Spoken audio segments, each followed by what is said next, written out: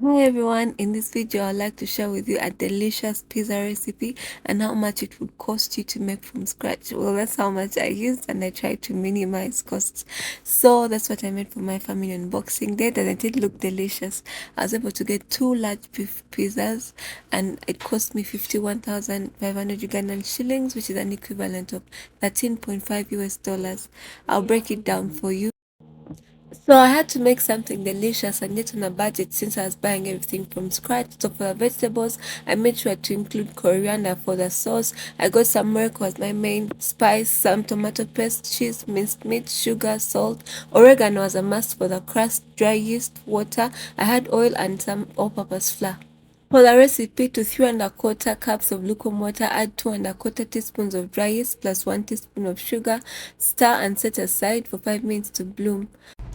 So for the dough, in a separate bowl, sift 2 cups of all-purpose flour and add 3/4 teaspoons of salt. I recommend doubling or tripling these quantities if you want to make 2 or 3 large pizzas. This will only make you 1 large pizza. I added then my 1/2 teaspoon of oregano, which is my herb of choice when it comes to making pizza. It makes the crust so nice. I then added 2 teaspoons of sugar, and this whole recipe will only require 1 tablespoon, including the teaspoon we added earlier in the yeast. Then I added my oil. Any oil can work. Olive oil is recommended, but you can also substitute this with butter for flavor.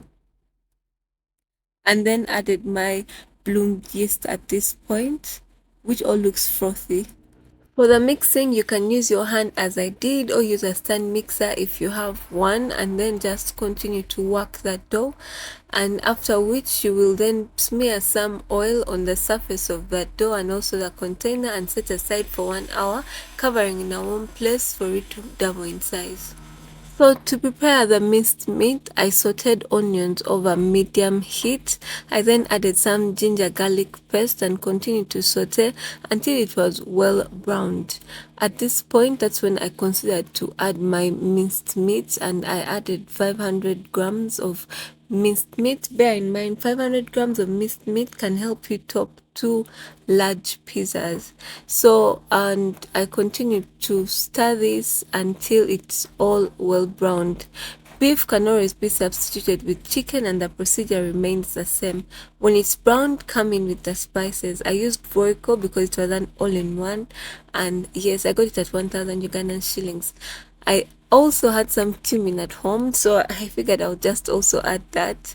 And then I also had some paprika, so I sprinkled some paprika. I went in with some little salt. Do not put a lot of salt, you'll hate the result. And then I added some water to just help it cook a little bit more. You don't need to add a lot of water, just enough for it to cook and simmer. After which, set aside. For the pizza sauce, to the sauteed onions, I added grated tomatoes, coriander, royco, and salt, cooked and set aside.